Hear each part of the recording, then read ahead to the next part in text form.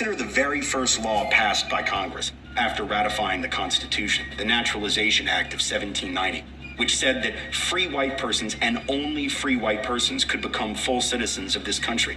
Basically, our very first law as a constitutional republic gave white immigrants privileges that black people and immigrants of color and indigenous Native North Americans weren't given, all of it based purely on skin color.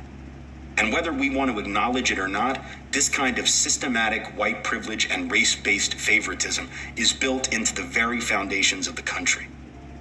Franklin D. Roosevelt put his signature on the Social Security Act. Look at all the social programs that pulled the U.S. out of the Great Depression and helped create the middle class in this country. Programs like job insurance, which provided cash to people to give them a leg up as they looked for work. To show how job insurance works, let's introduce Steve, a Louisiana worker who has just lost his job. He goes first to the nearest state employment office to register for a new job. Steve needn't hesitate about going in, because this office was set up just to help people like him. But while Steve in Louisiana could apply for job insurance, not everyone else could. Of course, he cannot collect if he belongs to any of the groups of workers that the law does not insure. These are agricultural workers, domestic service in private homes.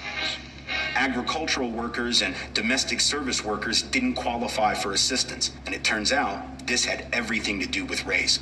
These two jobs were overwhelmingly held by black people, and over 80% of all blacks worked in those professions.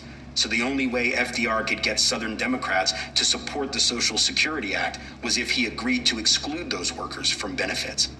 This was a conscious attempt by some in Congress to exclude as many blacks as possible, and the net effect of it was to give preferential treatment to whites.